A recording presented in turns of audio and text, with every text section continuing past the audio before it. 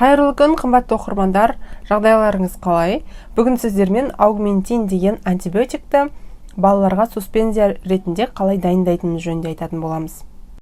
Ең алдымен антибиотикті ашып көрейік. Ішінде мынадай дайын ұнтағы бар, аугментиннің ыдысы болады. Одан кейін қасықшасы бар. Осы қасық арқылы ол 5 мл болып саналады, балаға беріледі.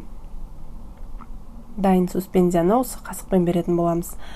Және де мынандай арнайы дәріні қолдануға байланысты нұсқаулық қағазы бар. Қолданылуы, қарсы көрсеткіштері, қалай дайындалу керек, сол туралы жазылған.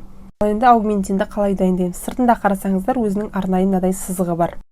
Қазір біз осы сызыққа дейін суспензия келетін етті дайындаймыз. Ол үшін ең алдымен үстіне 64 мл су қосамыз. Қосатын суыңыз қайнатып, сосын суытып аласыз да үстіне қосасыз. Ішіндегі ұнтақ, мынау сызыққа дейін көтерілетіндей қылып қосып алыңыз бірінші. Содан соң оны былай бөлек қоя тұрып, қақпағын жабамыз. Енді ішіндегі ұнтақ пен ішіне құйған суымыз жақсылап араласатындай етіп шайқап аламыз. Жақсылап шайқау керек, түбіндегі барлық ұнтақтар араласатындай етіп. Осылай шайқап болғаннан кейін 5 минутқа бөлек қоя тұрсақ болады. Сол кезде барлық араласпаған ұнтақтарының өзі суға жақсылап араласатын болады. Оған дейін нұсқаулық қағазбен танысайық. Ең алдымен бұл дәріні қандай бағытта қолдануға болады, қарсы көрсеткіштер сол туралы жазылады. Екінші бетін ашып қарайтын болсаңыздар, дәл осы мен айтып тұрғандай аугментинді дайындау әдісі көрсетілген.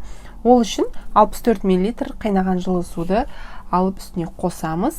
Бірақ ыстық болмау керек. Бөлме температурасына сәйкес болу керек. Сол 64 мл суды қосып, мынадай араластырып қойып қоясыздар.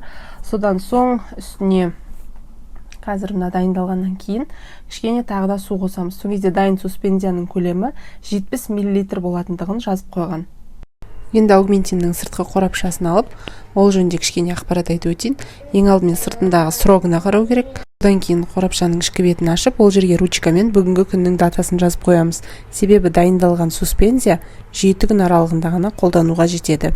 Яғни сол датаға қараймыз да, мысалы 24-ін жазсақ, бұл 31-не дейін жарамды болып саналады суспензия. 5 минут уақытымыз өтті. Енді суспензияны қарасақ, бағанағы сызыққа дейін кішкене жетпей жүрген, соны жететіндей етіп үстіне су қосамыз. Содан кейін коробкаға салып, холодильникте сақтаймыз. 7 күнге ғана жарамды. Аугментинді қанша ішу керек, баланың жасына, салмағына байланысты дәрігер тағайындауы бойынша қабылдайсыздар. Сұрақтарыңыз болса, комментарий қалдырсаңыздар болады.